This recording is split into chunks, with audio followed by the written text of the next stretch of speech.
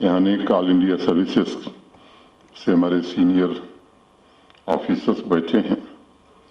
इनकी मौजूदगी खुद भी आपको एक प्रेरणा दे सकती है और भविष्य में मैं समझता हूं कि इनके अनुभव वो आपके लिए काफी मार्गदर्शक होंगे। ये आईएएस ऑफिसर्स या इनकी जो एक ट्रेनिंग का इंस्टीट्यूट है लाल बहादुर शास्त्री एकेडमी, एक बार मुझे वहां जाने का अवसर मिला तो वहां का लोगो मुझे याद है, मैं वहीं से बात शुरू करता हूं। महाराजा भर्तहरि का एक छोटा सा श्लोक जैसे आप प्रवेश करेंगे वहां लिखा हुआ है, शीलम परम भूषणम, यानी मनुष्य के सभी गुणों का श्रेष्ठ आभूषण उसकी शीलता यानी उसका चरित्र है। अब अगर पूरे श्लोक को, ये तो वहां लिखा हुआ, अगर पूरे श्लोक की व्याख्या में आप जाएंगे तो मैं उसे इस तरह कहूंगा कि ऐश्वर्य का आभूषण सज्जनता है, वीरता का आभूषण अभिमान रहित बातें करना है, विद्या का आभूषण विनय है और धन का सर्वश्रेष्ठ आभूषण किसी सुपात्र को दान देना है। तप का जो आभूषण है वो क्रोधहीनता है, समर्थ का आभूषण क्षमा है और धर्म का आभूषण पाखंड और दिखावे से दूर रहना है। लेकिन इन सब गुणों का श्रेष्ठ आभूषण शील है, यानी जो इंसान चरित्रवान है, अच्छे स्वभाव वाला है, वही सर्वश्रेष्ठ व्यक्ति है। अब आपको तय करना है कि आप किस दिशा में जाना चाहते हैं। मैं उम्मीद करता हूं ईश्वर आप सबको शक्ति देगा इसी रास्ते पर चलने के लिए। किसी भी व्यक्ति के कुशल प्रोफेशनल होने से पहले मुझे लगता है कि चरित्रवान इंसान बनना ये ज्यादा महत्वपूर्ण होता है और सेवा तभी हो सकती है जब संवेदनशीलता के साथ हम दूसरे के बारे में सोचें, उनके दर्द, उनकी पीड़ा को महसूस करें। जो वस्तु स्थिति या मैं कहूं यथा स्थिति है उसको बदलने के लिए तत्पर रहे। हमारे संस्कारों ने, मूल्यों ने, आदर्शों ने या आपके सीनियर्स ने, एकेडमी के ट्रेनर्स ने ये गुण देश के लोक सेवकों में भरा है। लगभग 75 वर्षों की यात्रा हो गई है लोक सेवकों की, समर्पित भाव से देश के लिए, समाज के लिए और उसकी उन्नति के लिए अनेक लोगों ने अपने कर्तव्यों का सर्वोत्कृष्ट उदाहरण प्रस्तुत किया है। मुझे विश्वास है और मैं माता वैष्णो देवी से प्रार्थना भी करता हूं कि आज इस सभागार में मौजूद जो यंग ऑफिसर्स की नई पौध सुशासन, संवेदनशील तथा गुणवत्ता आधारित लोक सेवा की परंपरा को आगे बढ़ाएगी, समानता और सामाजिक न्याय के दृष्टिकोण से विकास को गति देने में अपना योगदान देगी और राष्ट्रीय हितों की रक्षा को सर्वोपरि मानेंगी। लोक सेवकों की सबसे बड़ी जिम्मेदारी मैं मानता हूं कि भारत के संविधान की रक्षा करना ये सबसे बड़ी जिम्मेदारी है और दूसरी जिम्मेदारी आम नागरिकों के हित में फैसला लेना। यहाँ जेकेएस, जेकेपीएस, जेके अकाउंट सर्विस के सभी 177 नवनियुक्त ऑफिसर्स राज्य सेवा आयोग से चुन करके आए हैं। मेहता जी ने कुछ बातों का जिक्र किया, उसमें एक बात का जिक्र वो भूल गए। जिस बात का वो जिक्र कर रहे थे उसको मैं थोड़ा आगे बढ़ाता। मुझे याद है उसी वर्ष में आया था, 10-12 करोड़ रुपए एक्साइज का कलेक्शन था, वो इस साल 300 करोड़ के आसपास चला गया है। उसका जो दूसरा पक्ष है, ये 290 करोड़ कहां जाता था, ये विचारणीय प्रश्न है। वो उन लोगों के पास जाता था जो 3-4 पीढ़ियों से शराब की दुकान चलाते थे और तर्क वो देते थे कि साहब दुकान हम चला रहे थे, हमारा रोजगार छीन लिया आपने और इसलिए हमने अपने बच्चे का डोनेशन देके मेडिकल में एडमिशन करा दिया। माननीय उच्च न्यायालय ने उस पूरी नीति को खारिज किया और जम्मू कश्मीर प्रशासन को निर्देश दिया कि ट्रांसपेरेंट नीति के तहत इसका ऑक्शन कीजिए। तो मैं समझता हूं कि न्यायालय के उस फैसले और उस समय के हमारे सीनियर ऑफिसर्स के हस्तक्षेप से वो कहां हम पहुंचे।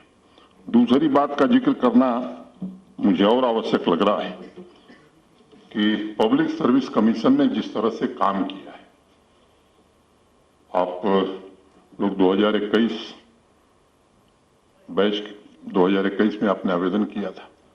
मुझे लगता है कि आज देश में शायद कोई लोक सेवा आयोग हो जो रिक्ति भेजने के 24 घंटे के बाद विज्ञापन निकाल दे।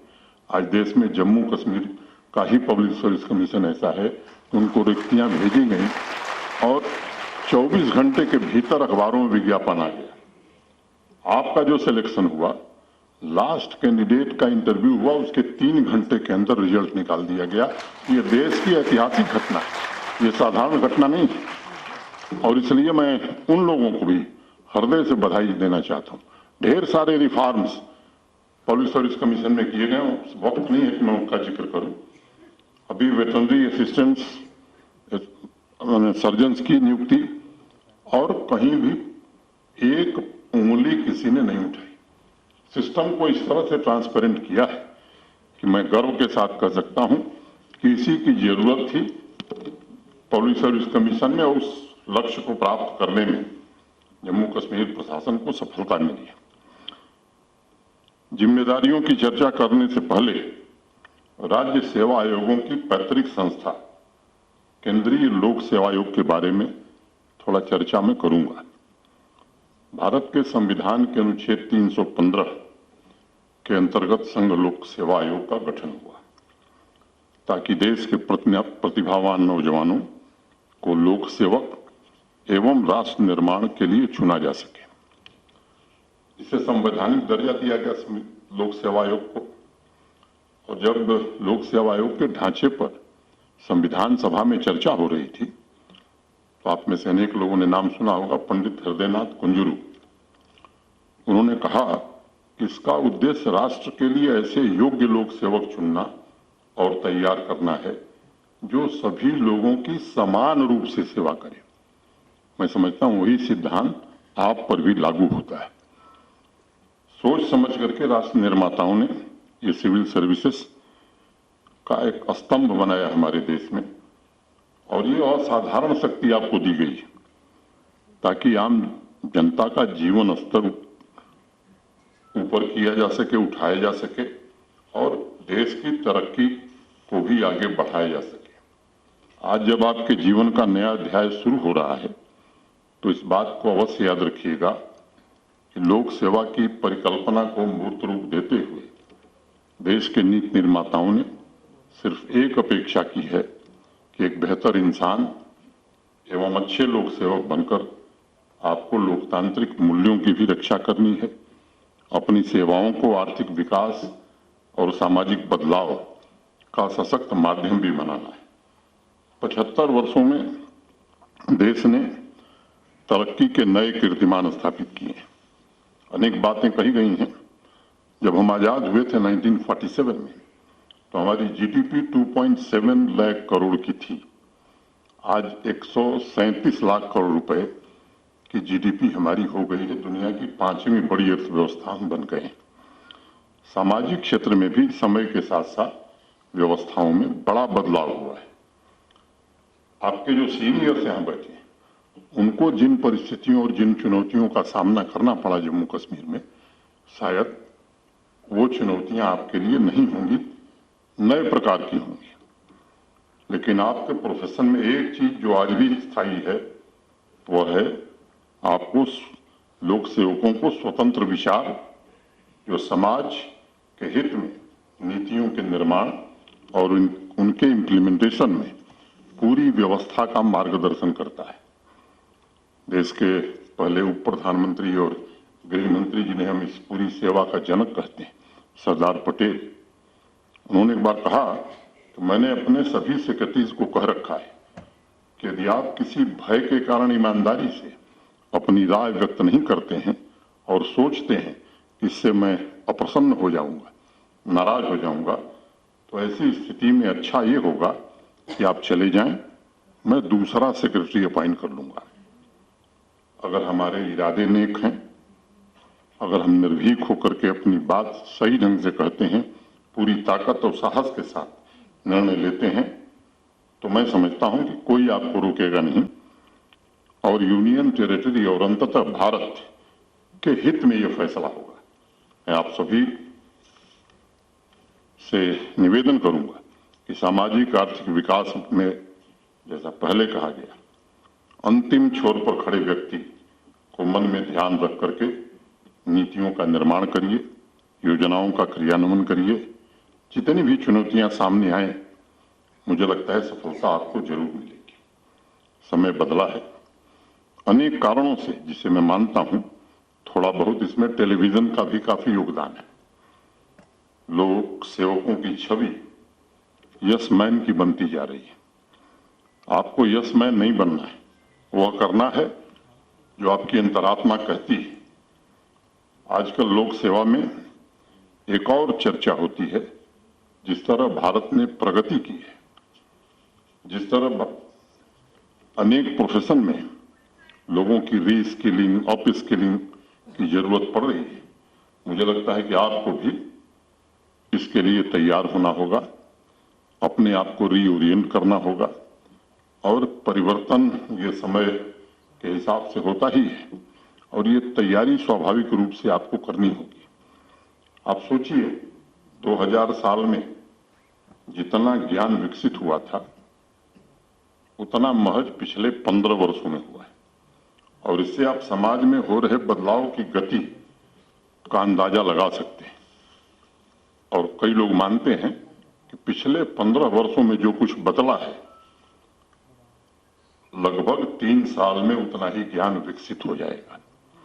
यानी बदलाव कितना तेज है। तकनीक, टेक्नोलॉजी ने जहां लाभ दिया है, वहीं चुनौतियां भी पैदा की हैं और इस बदलती हुई टेक्नोलॉजी के युग में कदम से कदम मिलाकर चलना, मैं समझता हूं ये एक बड़ी चुनौती है।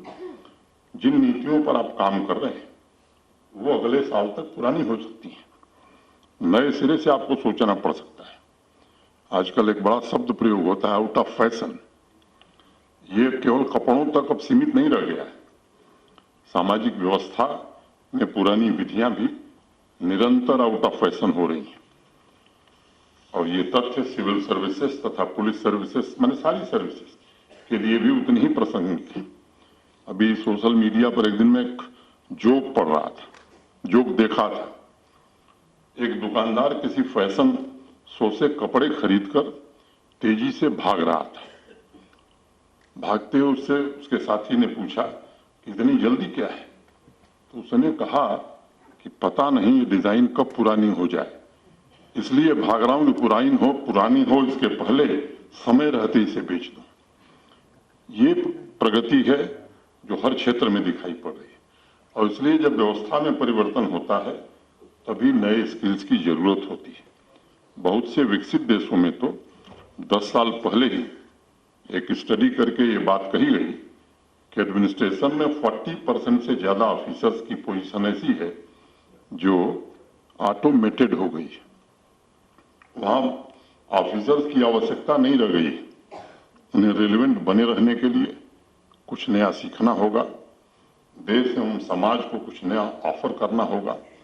और नए स्किल का मतलब ये कदापि नहीं है कि आपके अंदर कौशल की कमी है, नहीं, इसका अर्थ बिल्कुल ये नहीं, बल्कि नया स्किल आपको नए अवसर एडॉप्ट करने का एक स्वर्णिम अवसर देता है। आप इनोवेटिव तरीके से लोगों से संवाद स्थापित कर सके, जनता के प्रति अपनी प्रतिबद्धता को और अच्छे तरीके से निभा सकें। आज हम वैश्विक नेतृत्व की दहलीज पर भी खड़े हैं, तो स्वाभाविक रूप से आम लोगों की अपेक्षाएं बढ़ी हैं। नागरिकों के गांव में जो नागरिक रह रहे हैं, उनके सपने भी पहले की तुलना में बड़े हो गए और प्रशासन से पूरी पारदर्शिता के साथ पब्लिक सेवाओं की उम्मीद अब लोग कर रहे हैं। 5 साल पहले जो मॉडल था पब्लिक सर्विस डिलीवरी का, वो पूरी तरह से बदल गया है। अधिकतर सेवाएं कैशलेस, पेपरलेस, फेसलेस हो गई हैं। तो आपको भी नए नए इनोवेशन रोज करना होगा। और मुझे लगता है कि कुछ सेवाएं ऐसी होंगी जिनके लिए वेरिफिकेशन में शायद 10 दिन का समय लगता था, अब 1 दिन में उस सेवा ही डिलीवर कर दी जा रही है। आने वाले समय में लोगों की उम्मीद बढ़ेगी कि अब 1 दिन नहीं 1 घंटे में भी हमें डिलीवरी चाहिए। कुछ सेवाएं ऐसी हैं जिनके लिए अभी भी लोगों को दफ्तर जाना पड़ता है। अब आपको अगला जो काम यही करना है, मेहता जी कह रहे थे कंप्लीटली डिजिटल सोसाइटी हम बनाना चाहते हैं, तो मुझे लगता है कि ये काम आपके कंधों पर ये नई जिम्मेदारी आने वाली है। अब सड़क, बिजली, नल से जल, स्कूल, अस्पताल, ये सारी सुविधाएं गांव तक पहुंच गई हैं। अब नई चुनौती आएगी, कार्बन न्यूट्रल गांव मनदीप कौर ने एक बना दिया है, तो लोग कहेंगे बारीपल्ली के अलावा बाकी गांव भी कार्बन न्यूट्रल बनाए जाएं। तो इस तरह के अनेक चुनौतियां आने वाली हैं। अब लोग हर गांव में डिजिटल लाइब्रेरी चाहते हैं, बैंक का खाता खोलने की जरूरत नहीं है। अभी 21 तारीख को माननीय प्रधानमंत्री जी ने बारामूला ने अवार्ड हासिल किया है, और बारामूला के सभी गांवों में समाज के विभिन्न वर्गों की सामाजिक सहभागिता द्वारा कैसे तरक्की हो, इसकी चुनौती थी। शहरों की जनसंख्या बढ़ रही है, साथ ही बेहतर सुविधाएं और नए रोजगार निर्मित करने की चुनौती, क्लाइमेट चेंज का असर आज विश्वव्यापी है। आपके सभी निर्णयों में विकास एवं पर्यावरण के संतुलन की भी चुनौती होगी, विकास और विरासत की भी चुनौती होगी। शासन के स्तर में सुधार के लिए, समावेशी सस्टेनेबल डेवलपमेंट के लिए आपको निरंतर इनोवेटिव तरीके इजाद करने होंगे। चैट जीपीटी नहीं बताएगा ये काम, बल्कि नागरिकों से जब संवाद करेंगे तो मुझे लगता है वो ज्यादा बेहतर ढंग से बता पाएगा। फील्ड में पसीना बहाने से तरीके बेहतर समझ पाएंगे। एक बात और मैं कहूंगा कि 5 साल में मैं मानता हूं कि पूरी तरह से समाज जो है वो डेटा ड्रिवन हो जाएगा, डेटा ही ऑयल होगा, और नागरिकों के संवाद के अलावा डेटा एनालिसिस बड़ी सहायक हो सकती है नीति निर्माण में। पब्लिक वैसे ही फास्ट रिस्पांस की अपेक्षा आपसे रखती है जो प्राइवेट सेक्टर से लोगों को मिल रहा है।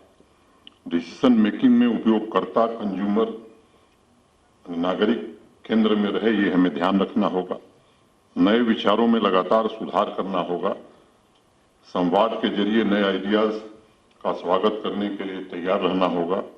आज ये हकीकत है कि कोई भी डिपार्टमेंट या लोक सेवक साइलोज में काम करके कोई बढ़िया काम नहीं कर सकता है, और भविष्य में भी विभिन्न विभागों एवं लोक सेवकों के बीच कोलैबोरेशन की आवश्यकता रहेगी। लक्ष्य, संसाधन और एक्शन, इन तीनों को बेहतर तरीके से अलाइन करने के लिए इनोवेशन कैपेबिलिटी होनी चाहिए। डेटा एनालिसिस द्वारा स्ट्रेटेजिक स्किल विकसित करने की क्षमता होनी चाहिए। पॉलिसी प्रॉब्लम को चिन्हित करने और उसका समाधान कैसे किया जाए, ये गुण आज से ही हम संकल्प लें। इतनी बड़ी परीक्षा हमने प्राप्त की, इतने बड़ी संख्या में हम चुन करके आए हैं, तो इन कामों को भी आने वाले दिनों में जवाबदेही पूर्वक हम करेंगे। मुझे दुनिया में कई कंसल्टेंसीज कंपनी ने एक रिसर्च किया और अखबारों में खबर मैंने पढ़ी, हाई परफॉर्मिंग सिविल सर्वेंट के लिए सबसे पहला गुण स्ट्रांग कैरेक्टर और दूसरा गुण ह्यूमिलिटी होना चाहिए। यानी आर्टिफिशियल इंटेलिजेंस और चैट जीपीटी के जमाने में भी दशकों पहले मसूरी की एकेडमी के लोगों में लिखा हुआ दर्शन आज भी उतना ही प्रासंगिक है और कल भी उतना ही प्रासंगिक रहेगा। टेबल पर पड़ी हुई फाइल के पीछे सैकड़ों, हजारों, लाखों इंसानी चेहरे और उनके सपने छिपे हुए हैं। जब ये ध्यान में रहेगा तो नोट लिख करके और फिर वापस कर देना, ये स्वभाव बदलेगा। फिर समय जितना लगे फैसला करने की आदत निश्चित रूप से पड़ेगी। बात गंभीर हो गई है तो थोड़ा मनोरंजन भी खबरा साहब आवश्यक है। एक बार मैंने ये किस्सा कहीं सुनाया था। एक बिशन टंडन हिंदी के बड़े मशहूर बैंकर थे। सारिका एक हिंदी की मैगजीन चलती थी पहले, कुछ लोगों ने पढ़ा होगा, आलोक ने जरूर पढ़ा होगा। तो उसमें एक लेख मैं पढ़ रहा था, लेख था जनक का धनुष किसने तोड़ा। तो भारत सरकार बहुत चिंतित हुई कि भाई देश का विकास नहीं हो रहा है। सरकार ने एक आयोग बनाया, आयोग के एक अध्यक्ष बने, कुछ सदस्य बने। आयोग की बैठक हुई, बैठक में तय किया गया कि सबसे पहले सुदूर ग्रामीण अंचल के एक प्राइमरी विद्यालय में चलते हैं। अगर देश की प्राइमरी शिक्षा बदल गई तो देश विकसित हो जाएगा। तो अध्यक्ष जी गए सुदूर ग्रामीण अंचल के प्राइमरी पाठशाला में। मुझे लगता है जनवरी फरवरी का महीना था। तो गए तो जो वहां के हेडमास्टर प्रधानाध्यापक थे वो चारपाई पर लेटे हुए थे। ये गए, इन्होंने अपना परिचय कराया कि मैं ऐसे ऐसे सरकार ने आयोग बनाया, मैं उसका अध्यक्ष हूं और आपके विद्यालय में आया हूं निरीक्षण में मुआयना करने। प्रधानाध्यापक महोदय खड़े हुए ने कहा, साहब ये कक्षा 5 तक हमारा विद्यालय चलता है, पठन पाठन बहुत अच्छा है, अनुशासन भी बहुत उच्च कोटि का है। चलिए मैं आपको अपने विद्यालय की सबसे ऊंची कक्षा 5 में लेके चलता हूं। आयोग के अध्यक्ष जी और हेडमास्टर साहब दोनों लोग गए क्लास 5 में।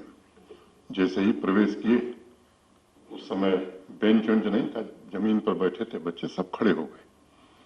और जब जो अध्यापक पढ़ा रहे थे उन्होंने कहा बैठ जाओ, तब सब बैठे। तो हेडमास्टर साहब ने कहा उनसे कि देखिए साहब, अनुशासन देख लिया आपने? कहा कि हाँ बहुत अच्छा है। तो उस समय सीता के विवाह का प्रसंग पढ़ाया जा रहा था, जो अध्यापक पढ़ा रहे थे कक्षा में। तो जो आयोग के अध्यक्ष थे उन्होंने एक बच्चे को खड़ा किया और पूछा, जनक का धनुष किसने तोड़ा? उसने कहा मैंने नहीं तोड़ा। फिर दूसरे से पूछा, किसने तोड़ा? तो उसने कहा कि मैंने नहीं तोड़ा। बारी बारी से सबने एक ही जवाब दिया कि जनक का धनुष मैंने नहीं तोड़ा। फिर जो टीचर पढ़ा रहे थे उनसे पूछा, तो उन्होंने कहा साहब मैं 11 साल से यहाँ पढ़ा रहा हूँ, यहाँ कोई जनक का धनुष नहीं था। तो हेडमास्टर साहब से पूछा, उन्होंने कहा साहब मैं 16 साल से यहाँ हेडमास्टर हूँ, 16 साल में मैंने कोई जनक का धनुष नहीं देखा। लेकिन आपको मैं बताता हूँ, मेरे पहले जो हेडमास्टर थे वो भी इसी गांव के रहने वाले, मैं उनको बुलाता हूँ, उनसे पूछता हूँ। किसी को भेजा गया, वो आए, उन्होंने कहा साहब मैं तो रिटायर हो गया, लेकिन मैं 30 साल सेवा किया, उस 30 साल में भी कोई जनक का धनुष नहीं था। तो अध्यक्ष जी को समझ में आ गया कि पठन पाठन कैसा है और अनुशासन कैसा है, वो वहां से चले गए। अब हेडमास्टर साहब बहुत परेशान थे, इस विद्यालय में जनक का धनुष नहीं है तो पढ़ाई कैसे होगी।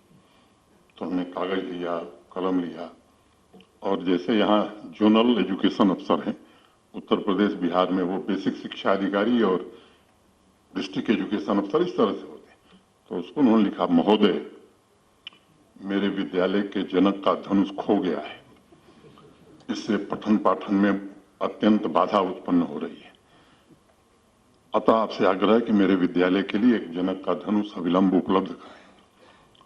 अब वो जाना था बेसिक शिक्षा अधिकारी, मैंने जो डिस्ट्रिक्ट का सबसे बड़ा अधिकारी था प्राइमरी एजुकेशन का, बीच में भी कई रास्ते थे, सब डिप्टी इंस्पेक्टर, तो वो बेचारे दौरे पर ज्यादा रहते थे, दफ्तर में कम बैठते थे।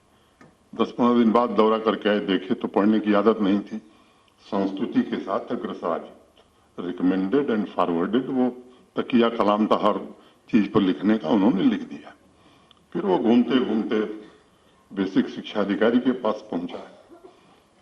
अंत में वो घूमते घामते पूरी प्रक्रिया सचिवालय पहुंच गया।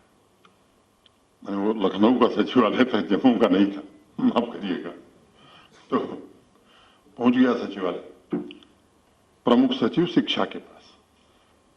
वो बेचारे उसी दिन एक मीटिंग से आए थे और कुछ नए इंजीनियरिंग कॉलेज और मेडिकल कॉलेज का प्रस्ताव लेकर के गए थे। फाइनेंस सेक्रेटरी ने उसको माना नहीं, रिजेक्ट कर दिया था, बड़े दुखी थे। आए, जब ये प्रस्ताव देखा तो इनकी तो बाँछें खिल गई। चलिए अब अगली बार मीटिंग में फाइनेंस सेक्रेटरी कैसे हमारा प्रस्ताव रिजेक्ट करेंगे, हम देखते हैं। उन्होंने बड़ी तैयारी की, डीजीपी के पास गए, कहे साहब एक बैठक बुलाई जाए। तो बाकायदे बैठक हुई, होम सेक्रेटरी, डीजीपी गोयल साहब, दिलबाग सिंह, सब लोग बैठे और उसमें तय हुआ। तो डीजीपी ने कहा कि साहब ये तो ठीक है, लेकिन जिन विद्यालयों में जनक का धनुष है उससे हिंसा भड़क सकती है, सभी थाने को निर्देश दिया जाए। तो पूरे प्रदेश के थानों को निर्देश दे दिया गया कि जहां जहां जनक का धनुष है सुरक्षित स्थान पर रखा जाए, हिंसा न भड़के, और जिन विद्यालयों में नहीं है उनका बनाया जाए। यहां भी जैसे डीपीआर जहां जाइए डीपीआर बना के भेज दिया है तो बनाई जाए। करते करते फिर उसी प्रक्रिया में घूमते घामते वो पहुंच गया सचिवालय। सचिवालय पहुंचा तो इस बार तो प्रमुख सचिव शिक्षा पूरी तरह से कॉन्फिडेंट थे कि इस बार क्या करेंगे मेहता जी, इस बार तो देना ही पड़ेगा। पहुंच गए मीटिंग में पहुंचे तो देखा होगा, नहीं बहुत बढ़िया, बड़ी मेहनत की आपने, लेकिन इस वित्तीय वर्ष में जरा मुश्किल है, अगले वित्तीय वर्ष में विचार करेंगे। तो ये जो प्रक्रिया चल रही है इसमें काफी कुछ बदला है। मुझे लगता है कि इस प्रक्रिया को बदलने में जो नए हमारे ऑफिसर्स आए उनसे मैं निवेदन करूंगा इस प्रक्रिया को किस तरह से हम, ये प्रतीक के तौर पर एक व्यंग्यात्मक लेख था किसी साहित्यकार का, लेकिन अगर आप अपने जीवन में देखेंगे या जमीनी हकीकत पर देखेंगे तो चीजें बहुत कुछ इससे मिलती जुलती आपको बहुत जगह मिल सकती हैं। इसलिए मेरा अनुरोध होगा कि ऐसी स्थिति न पैदा हो। आप नौजवान हैं, यंग हैं, पूरे जम्मू कश्मीर का, देश का भविष्य आपके कंधों पर आने वाला है। मैं इतनी बात कहता हूँ, लेकिन ये अपना अतीत, अपनी विरासत और अपनी जड़ें, इन चीजों से हम बराबर जो जुड़ा रहेगा, मैं समझता हूं कि भविष्य पर पेड़ लगा हुआ फल अच्छा तभी होगा जब पेड़ की जड़ मजबूत होगी, नींव और भविष्य की बिल्डिंग नींव मजबूत होगी तो जितना अच्छा भवन बना लें, चाहे शिखर पर स्वर्ण लगा लें, नींव मजबूत रखना ये बड़ा आवश्यक है। बिना अतीत के अनुभव के भविष्य संभव नहीं है और बिना भविष्य के भी अतीत का कोई मूल्य नहीं है। इन दोनों में संतुलन बना के चलना, सूचनाओं का जो भंडार आपके वरिष्ठ अधिकारियों के पास है वो आपका मार्ग प्रशस्त करेगी। हमारे पुलिस के भी 68 यंग ऑफिसर्स ज्वाइन किए हैं। आपकी चुनौतियां दूसरे तरह की, आज समय नहीं है कि मैं उस पर चर्चा करूं, लेकिन मुझे 2.25 साल हो गया, अब मैं पुलिसिंग भी जान गया हूं अपनी समझ के हिसाब से। स्वाइन साहब कहते हैं कब आप सीखे, मुकेश जी भी कहते हैं, अनेक लोग कहते हैं, लेकिन कोशिश करते करते एक अनुभवहीन आदमी चीजों को मैं जानता नहीं तो कम से कम समझने लगा। तो मुझे लगता है कि आप तो नौजवान हैं, इतनी मेहनत से आपने पढ़ाई की है तो आप बहुत अच्छा कर सकते हैं। पुलिस एकेडमी में जो ट्रेनिंग होगी, अब मुझे याद है एक बार मैं इंजीनियरिंग की पढ़ाई कर रहा था तो उस समय पढ़ते वक्त जाना पड़ता था ट्रेनिंग के लिए। मैं चंडीगढ़ गया, चंडीगढ़ कंस्ट्रक्शन कारपोरेशन में, तो वहां बड़ी ड्यूटी करनी पड़ती। सुबह जाता था, नया नया हॉट मिक्स प्लांट आया था, वो हम लोगों के लिए नई चीज थी, तो सुबह जाना पड़ता था, बैठना पड़ता था, देखना पड़ता था। पूरी गर्मी की छुट्टी बर्बाद हो गई। तो अगले साल मैंने जुगाड़ किया।